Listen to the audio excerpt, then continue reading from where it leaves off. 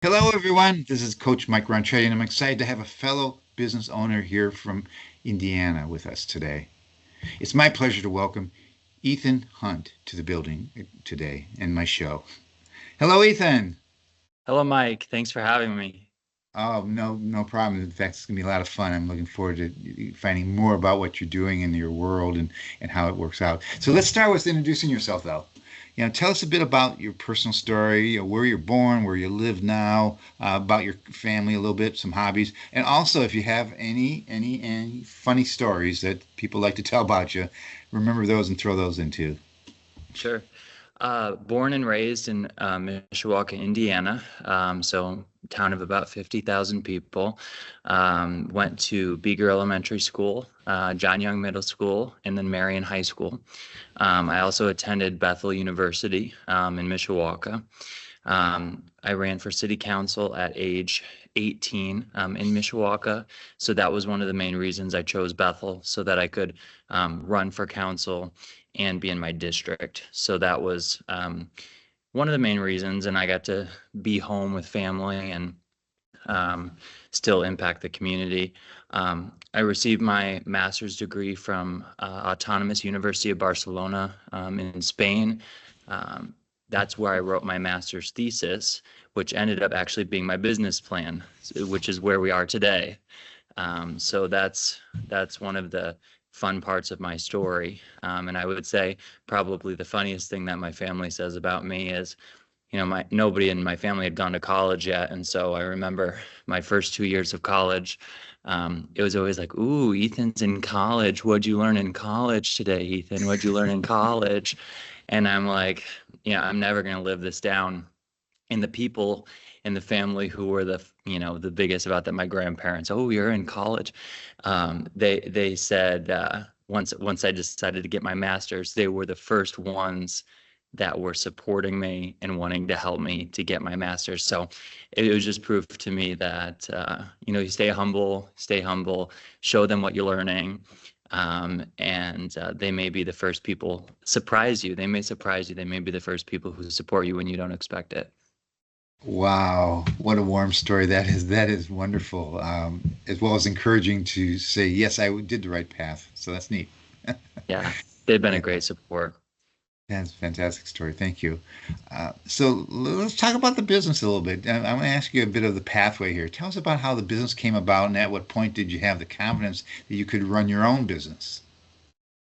Yeah, I mean, it was so back to kind of the first point is it was my master's thesis, which wasn't actually the intention. My intention for my thesis was to do a research-based thesis about something that I was passionate about, which was soccer teams and their net profitability or net loss, and how their team sustained such loss or gains, or kind of what, because each soccer team, professional team in Europe, has a different model.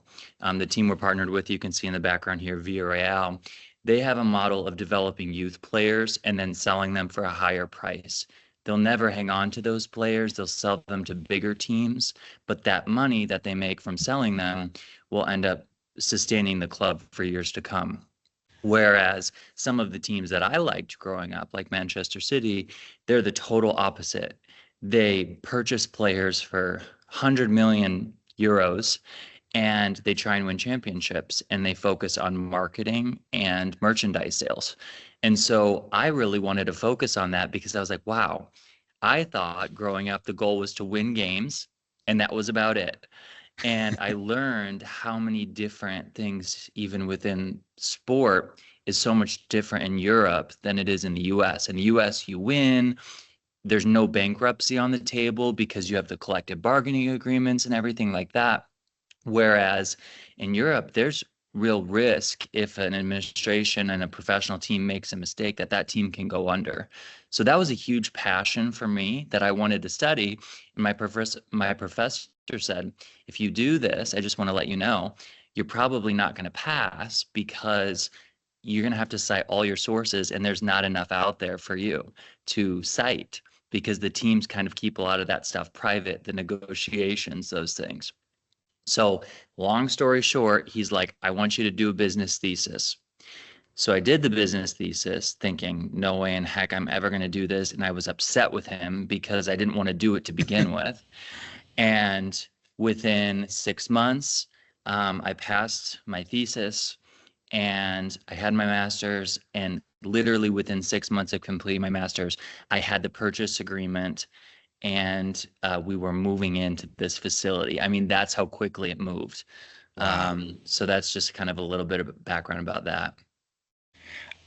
So you came up with the idea based on your thesis, which was obviously tied to a passion.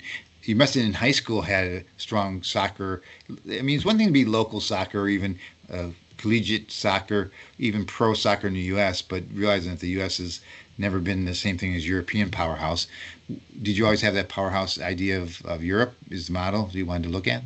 Yeah, Europe was always the model. One of the main things I wanted to change, and that we're implementing now as a team is trying to remove the pay to play model, which is basically parents and families just keep paying to play. We want to get to a space where kids who are talented can play without needing to pay for it.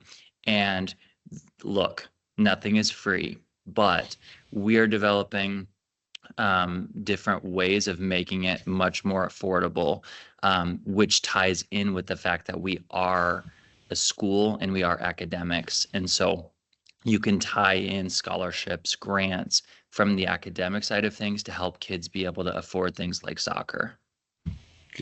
Got it, got it.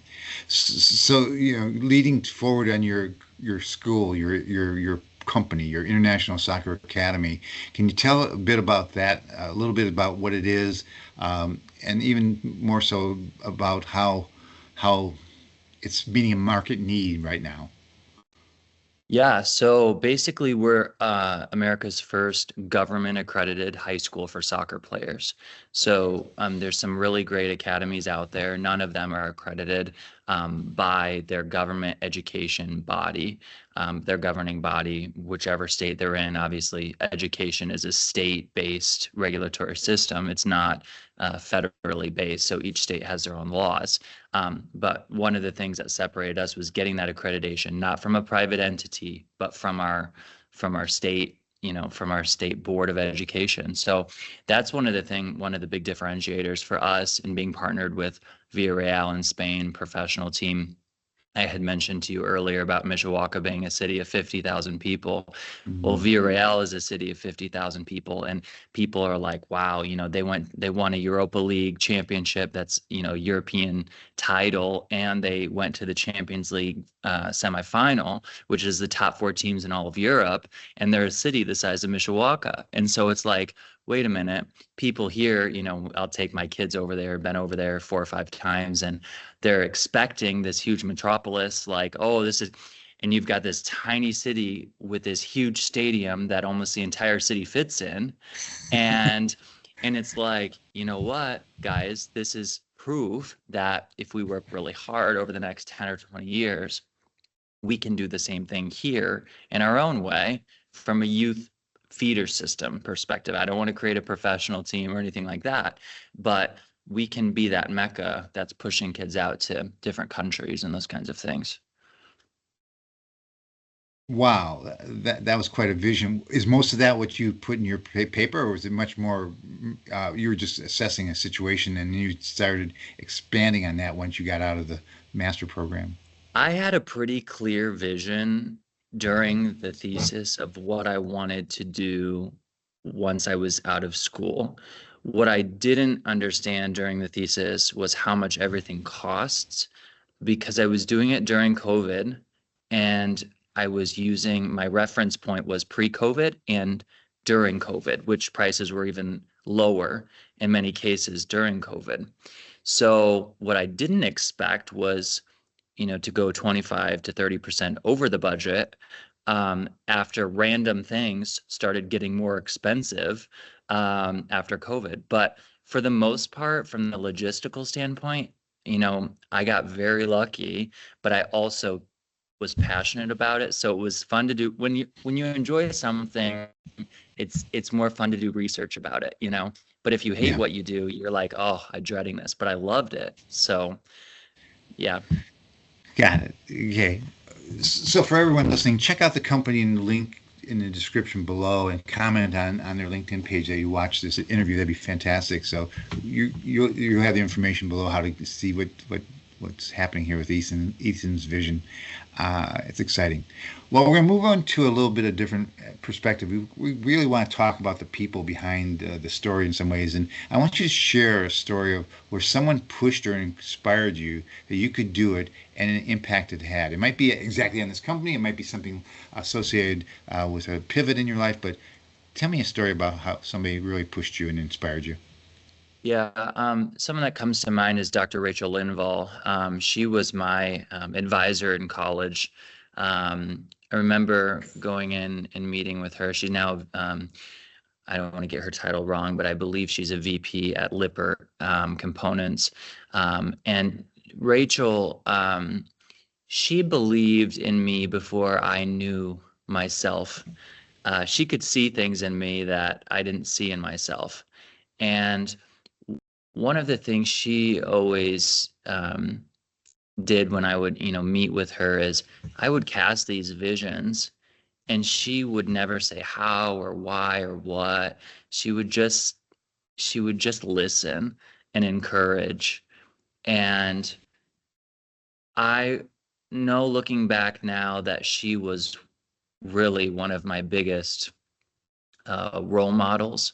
And to this day, I still kind of, as a kid, little giddy, reach out to her and say,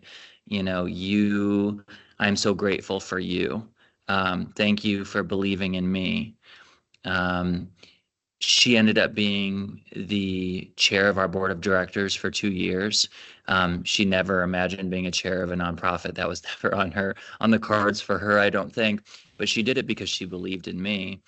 And what that allowed me to do is start believing in others. Because when people started believing in me, like Rachel did, it allowed me the freedom to start taking risks on others.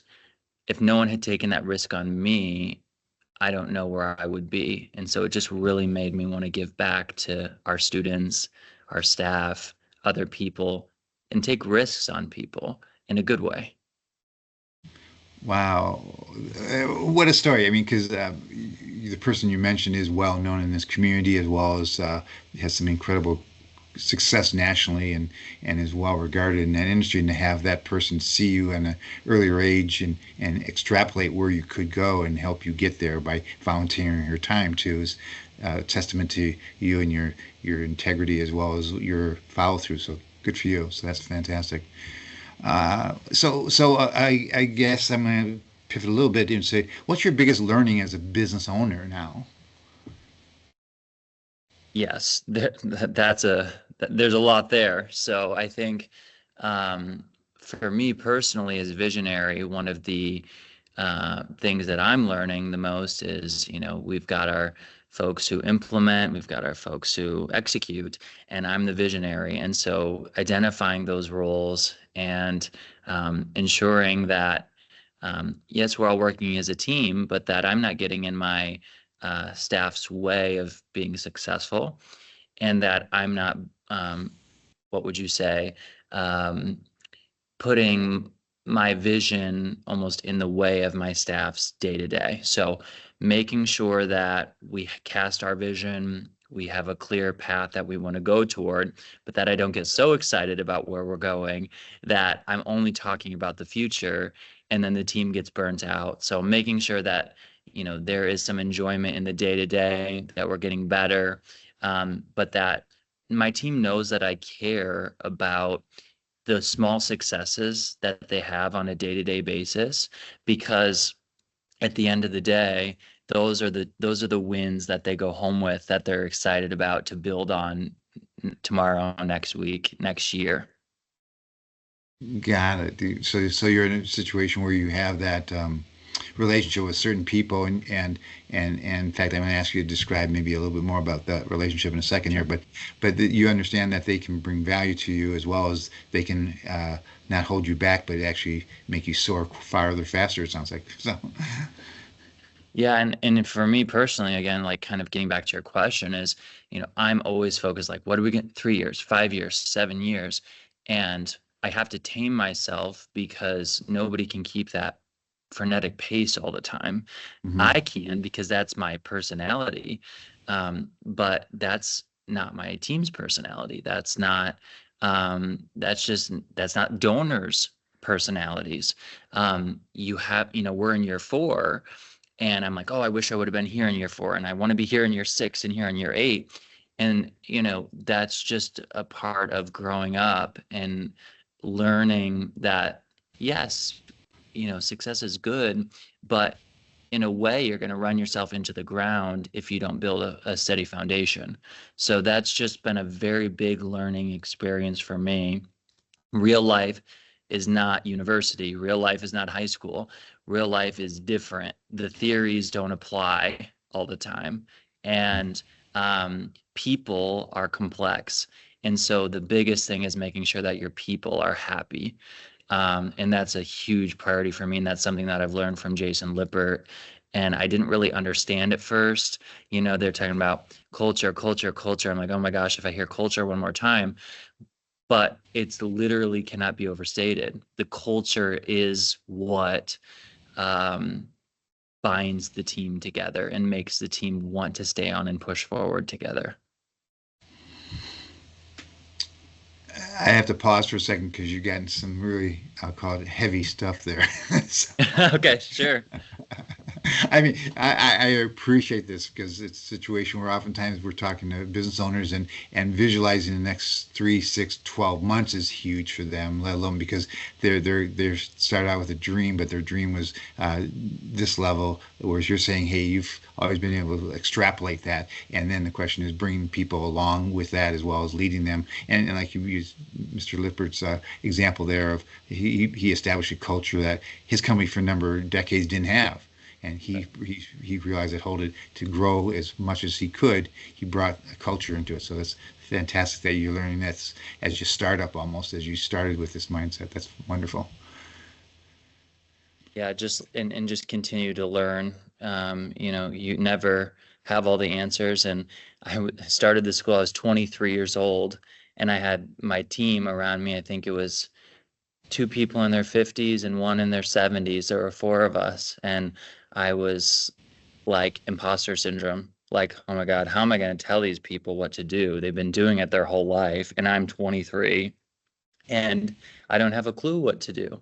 Um, but you learn, you listen, you learn, and you start to gain confidence one decision at a time. I want to get into that statement of one decision at a time and realize that it is called success at small steps, but they all lead to a larger level. As you think about the next 1 to 3 years, and I realize that that might have already been visualized and now you're trying to make it happen, what's your number one point of growth or the challenge to achieve those goals? Yeah, there's 2 points there. I think the first is um, we've already established kind of our academic integrity, which was something over the last 3 or 4 years that's been extremely important for us. Is that's not the soccer school with all the dumb jocks or the soccer school with no academic integrity. Um, that was something that was extremely important for us because if you don't have academic integrity, what do you have as a school? Even as a sports school, you have to have academic integrity. So now that we finally hit that place that our whole team is very happy with our test scores, with our GPAs, with our college placements. The focus this year is donor. I don't want to say outreach, but we're having a very big event in January with some of the most well-respected corporations that don't know anything about us yet. So we're inviting families and corporations to a private event that we're going to have that is going to showcase a story of one of our graduates who's been through some of the most unbelievably sad circumstances that you could ever imagine, and rose up out of that um, as an incredible college scholarship soccer player who's playing in the first team of a great university. And our focus this year is starting to do things like this, is to cast, not a vision, but really just for folks who don't know anything about us, is highlighting stories of kids who graduated from here and what they're doing now. So that's our focus this year. And then next year will be our full international approval, where we can issue visas to students from different countries and start to grow our base of students and families, so that people from around the world are starting to I mean, we have 210 international applications, and we can't admit any of them because we don't have our full approval. So that's going to be the focus over the next year after we have the event.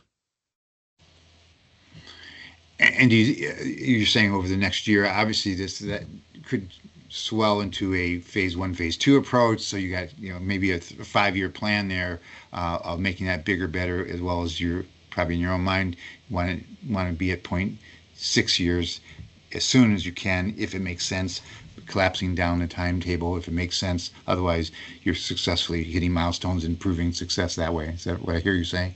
Exactly. And then once the kids all get here, where are we going to put them? So then we need a dormitory, residency. So it's like with every growth point, there's great excitement and we're right around the corner, but then that creates another thing that we need to do with that. And so again, it continues to be capital, capital, capital. So if you're going to do this, okay, now you got to have double the amount of money because you got to be ready for the next stage immediately. So it's a learning experience for sure. As a leader, you realize that you enjoy the learning as well as you excel at it. So congratulations on that. Our organization really has been a follower of a gentleman named Jim Rome, and Jim's been recognized by the business coaching world for decades as one of the top legends. He passed away just a year or two ago, and he made a statement though that really sticks with me: is we become the average of the 5 people we spend the most time with. As you think about this, what advice do you have for business owners who are trying to do it all on their own? Well, that was me.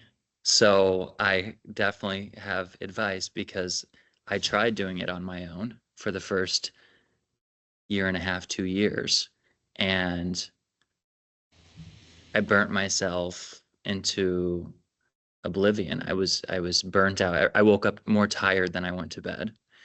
And my advice is trust your team. People want equity. They want you to believe in them. They want you to give them autonomy to make decisions for the organization, and trust but verify. So, allow them to make opportunities. Don't micromanage. And there's a reason you have a team, and there's a reason you're paying them. You don't have to make every decision. You can cast a vision and believe in your team to push that forward. And quite frankly, if you bring someone on and don't let them make decisions, you're actually saying that you don't trust yourself with the person that you hired. You brought them on, now trust them to do their job. And that's been something that I've been learning myself, and something that has been very impactful for me. Got it. Thank you. We're kind of wrapping up our kind of final couple questions here. Ethan, it sounds like you've been blessed with some incredible people who have helped you along your journey. What would you like to say to them? You never know the impact that you're going to have on someone. And so just every day, just remember that there may be someone that you're around, that you have an impact on, that you don't even know about. And I have had people come to me and say that. I had someone come to me last week and say to me, and I'm not bragging about this, but I'm just saying it was so shocking to me. Someone that I thought hated me, and I mean hated me my whole life. I really thought so. They said, "You are the most amazing person that I know." And I had spent about 10 years just trying to be as kind as possible to a person who was very mean to me for a long time. And they said, you're one of the most kind, amazing people that the most, they said the most. And I'm like, the person who's been attacking me for 10 years is saying that. What I learned was from that, the kindness that I decided to show over and over and over and over and over, even when I didn't feel like it, that that's my responsibility. It's not my responsibility to know what's going on in other people's minds or what they think about me. But what you can do, as Rachel did for me, probably when I was annoying and coming into her office and she had papers to grade and driving her nuts, she put that away and she just believed in me in that moment.